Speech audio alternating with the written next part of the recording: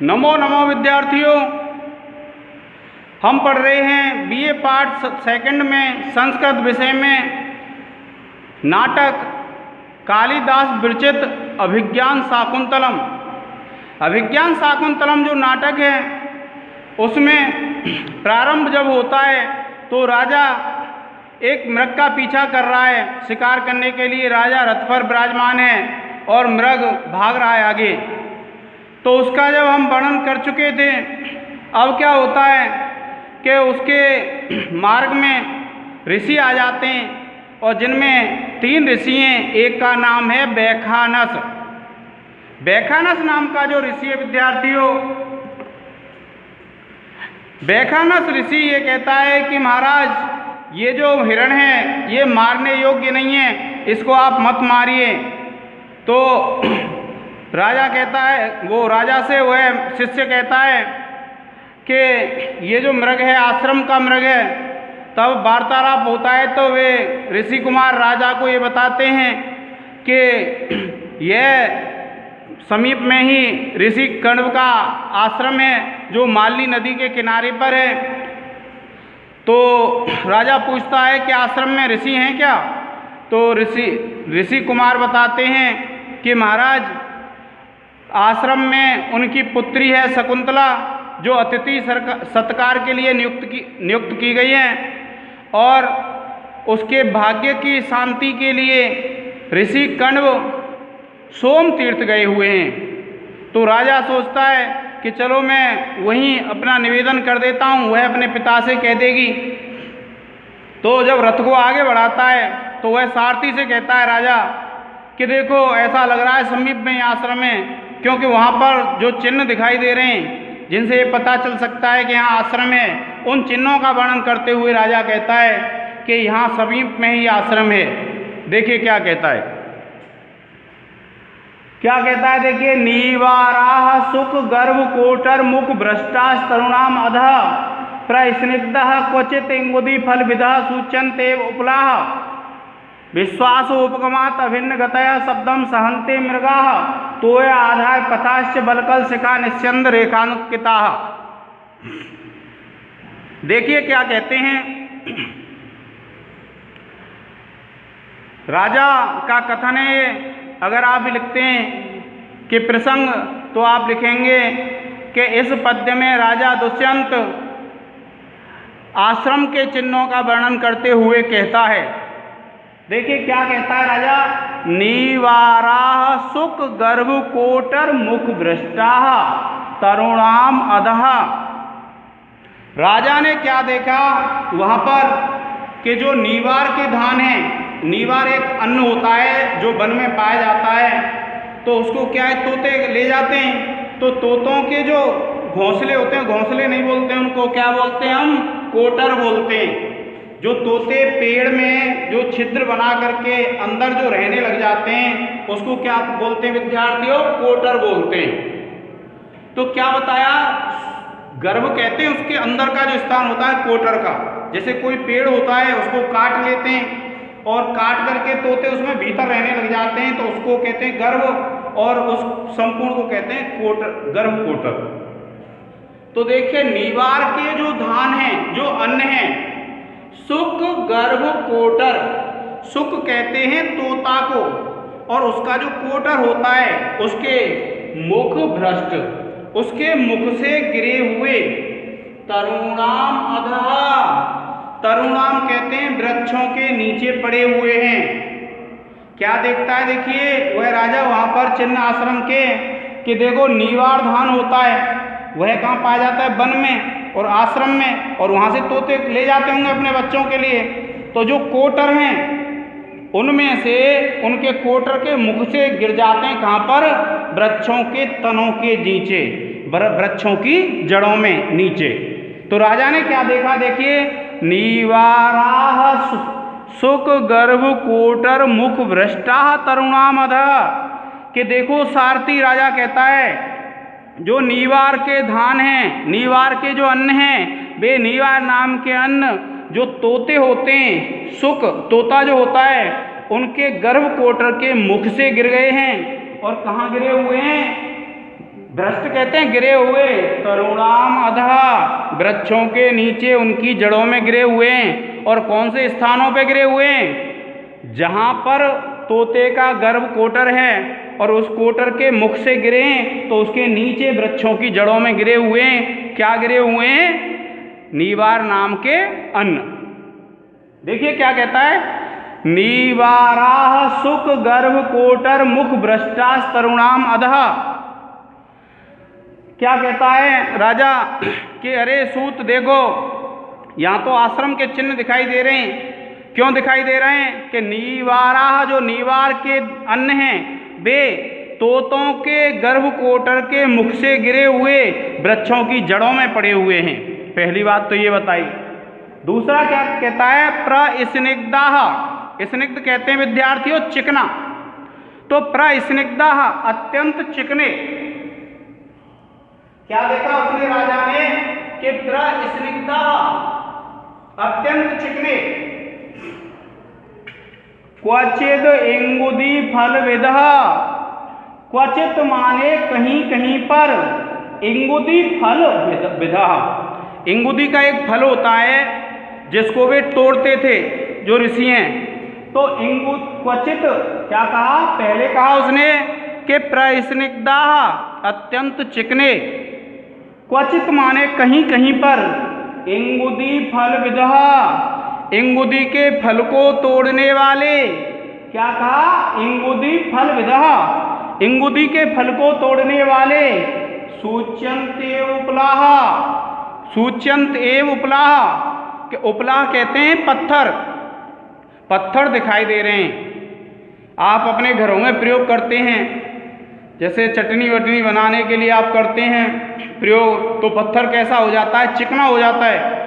ऐसे ही जो ऋषि कुमार थे, वे उस आश्रम में क्या करते हैं? इंगुदी के फलों को तोड़ते हैं। तो वे पत्थर कैसे हो गए? चिकने हो गए। और चिकने हो गए तो वे कहीं कहीं दिखाई दे रहे हैं।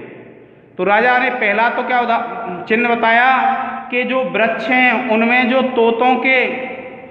तोते जो हैं उनके जो निवास स्थान है, कोटर हैं, उनके मुख से गिरे हुए नीवार के अन्न पेड़ों की जड़ों में पड़े हुए हैं। दूसरा उसने बताया कि प्रस्निग्धाः माने अत्यंत चिकने, क्वचिद इंगुदी फल विदः, कहीं कहीं पर क्या पड़े हुए हैं? इंगुदी के फल को तोड़ने वाले। सूच्यन्त एव उपलाः, उपलाः माने पत्थर दिखाई दे रहे हैं। क्या कहा? कि कहीं कहीं इंगुदी के फल को तोड़ने वाले पत्थर दिखाई दे रहे हैं और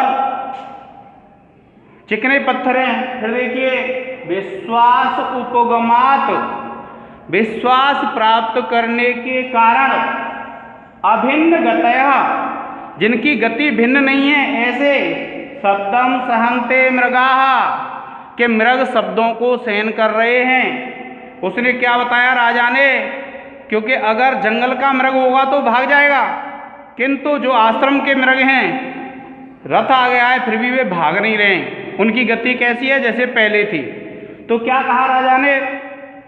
विश्वासोपगमात, विश्वास प्राप्त होने के कारण, क्योंकि ये जो मृग दिखाई दे रहे हैं इनको विश्वास है कि जीव, कोई भी मानव प्राणी हमारी कोई हानि नहीं करेगा, इसलिए अभिन्न गतयः शब्दम सहन्ते मृगाः, अभिन्न गतयः अभिन्न गति वाले, शब्दम सहन्ते मृगाः जो मृग हैं, जो हिरण हैं, वे शब्दों को सहन कर रहे हैं। अर्थात रथ के आ जाने पर भी वे जो मृग हैं ना, जैसे पहले चल रहे थे, जैसे पहले वहाँ पर थे, वैसे ही हैं। क्यों? क्योंकि वे पालतू मृग हैं। तो क्या कहता है राजा?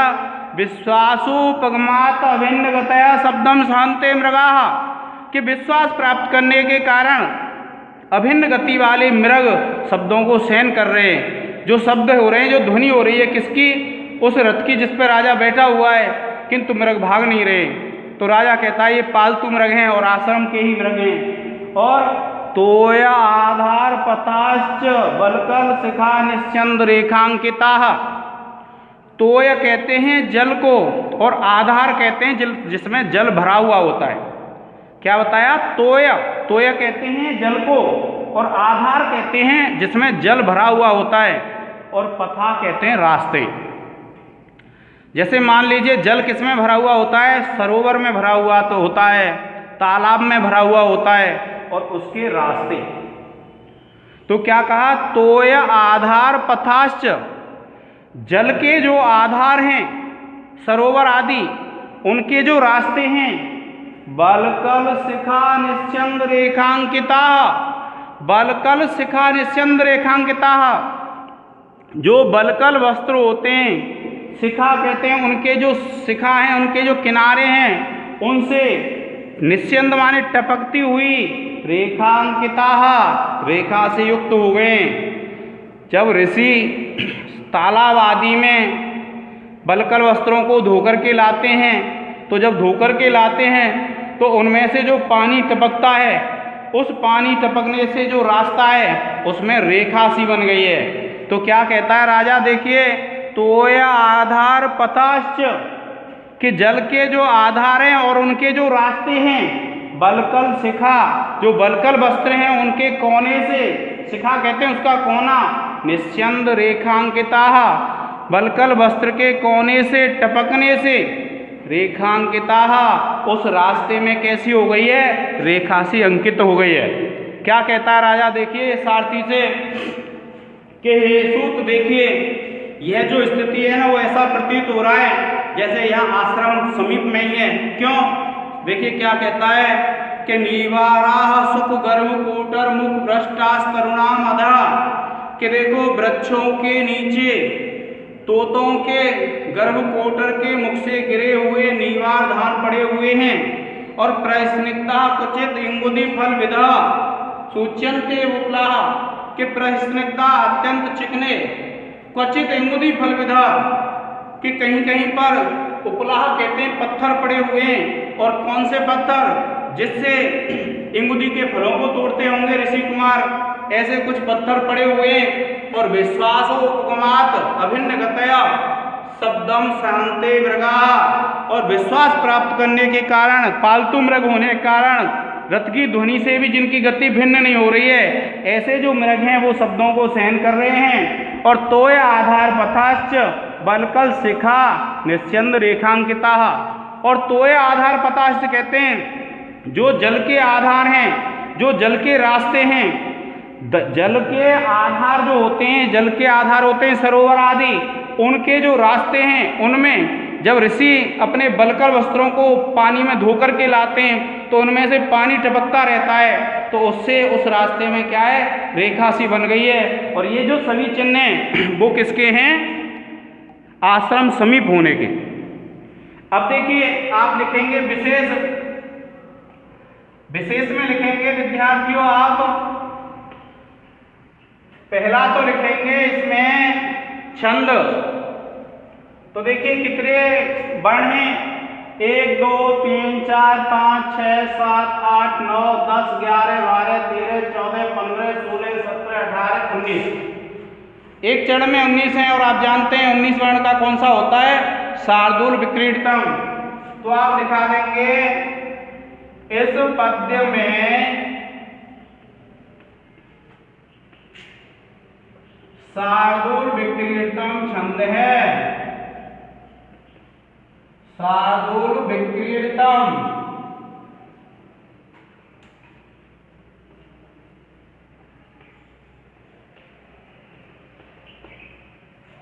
और देखिए दूसरा है, फिर क्या लिखेंगे आप इसमें कि इसमें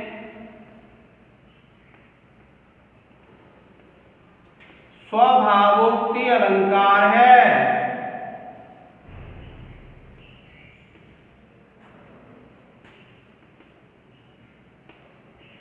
इसमें स्वभावोक्ति अलंकार है।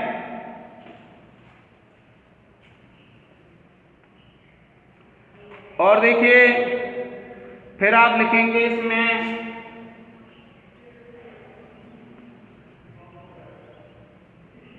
नाट्य शास्त्र के अनुसार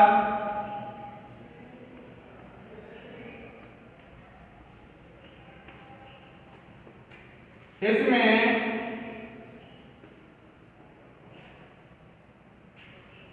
संधि है।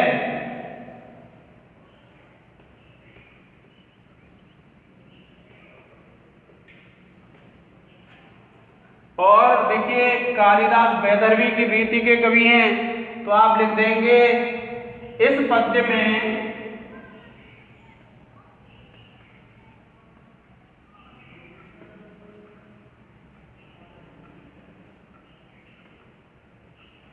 वैदर्भी रीति का प्रयोग हुआ है।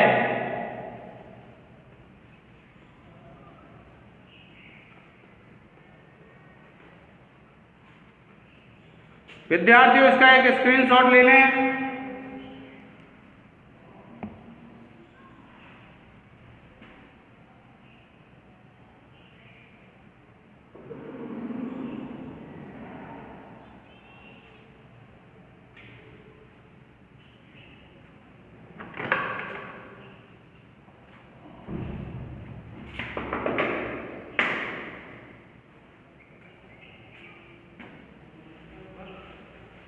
देखिए अब लिखेंगे हम व्याकरण टिप्पणी। क्या लिखेंगे विद्यार्थियों? व्याकरण टिप्पणी। देखिए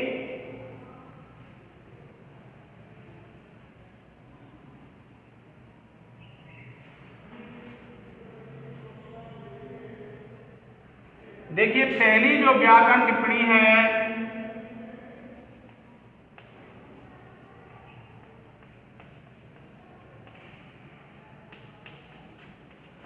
आप लिखेंगे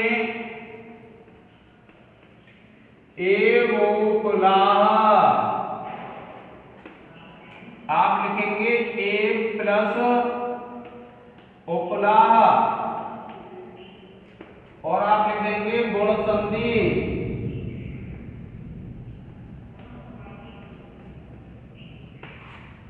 और गुण संधि का सूत्र है विद्यार्थियों आद गुणः।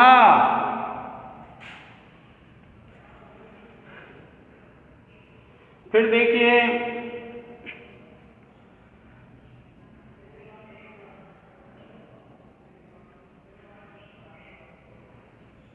सहन्ते।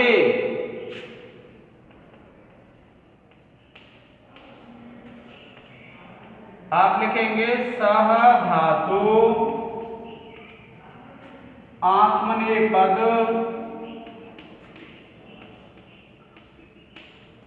क्या लिखेंगे विद्यार्थियों? सह धातु आत्मनेपद लट लकार प्रथम पुरुष बहुवचन। क्या कहते हैं? देखिए सहन्ते में सह धातु आत्मनेपद लट लकार प्रथम पुरुष बहुवचन।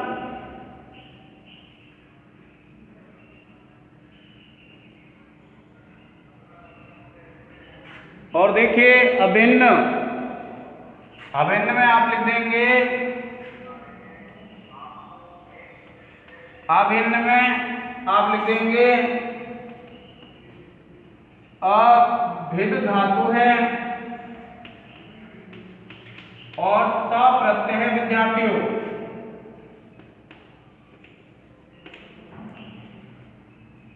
फिर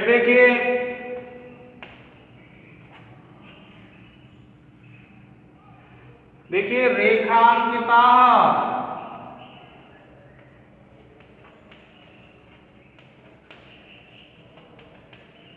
आप लिखेंगे रेखा प्लस अंकिता।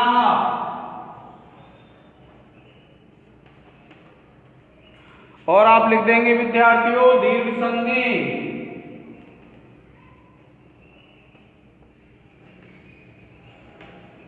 और दीर्घ संधि का सूत्र है अकः सवर्णे दीर्घः।